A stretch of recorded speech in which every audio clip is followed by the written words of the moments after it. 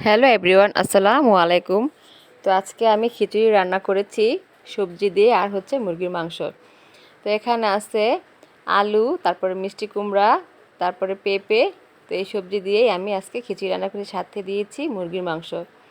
তো এইভাবে খিচুড়ি খেতে কার কার ভালো লাগে অবশ্যই কমেন্ট করে জানাবেন। আমার তো অনেক ভালো লাগে। তো আজকে একটু এভাবে রান্না করলাম। তো আমার হাজব্যান্ড তো অনেক খুশি এই খিচুড়িটা দেখে।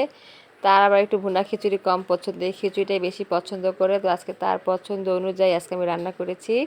আর খিচুড়িটা খেতে আসলে অনেক মজা হয়েছে, খুবই দারুণ হয়েছে। তো এই তো মুরগির মাংস সবজি দিয়ে এভাবে খিচুড়ি রান্না করে খেতে আসলে অনেক ভালো লাগে, খুবই ভালো লাগে। মাঝে মাঝে আমরা বাসায় পিকনিক করি, এভাবেই খিচুড়ি রান্না করি অনেক রকমের সবজি দিয়ে। তো আজকে আমার ঘরে পেঁপে আর মিষ্টি কুমড়া ছিল, আর সাথে আলু দিয়েছি, এই 3 রকমের সবজি দিয়ে তারপর আমি খিচুড়িটা রান্না করেছি। এখন বেড়ে নিচ্ছি। তো আমরা এখন গরম গরম খিচুড়ি খাবো। উফ, এরকম খিচুড়ি খেতে আসলেই অনেক মজা।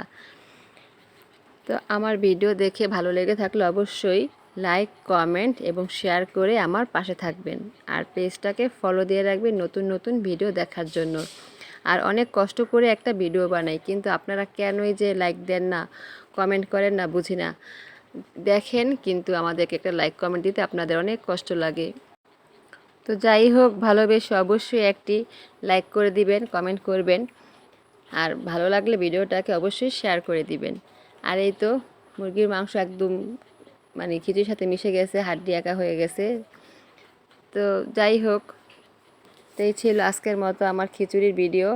তো এখন গরম গরম খিচুড়ি খাবো। খিচুড়িটা আসলে অনেক গরম, হাত দিয়ে ধরা যাচ্ছে না। তো এখন আমরা খিচুড়ি খাবো। তো সবাই আমাদের জন্য দোয়া করবেন। তো আপনারা সবাই ভালো থাকবেন। আল্লাহ হাফেজ।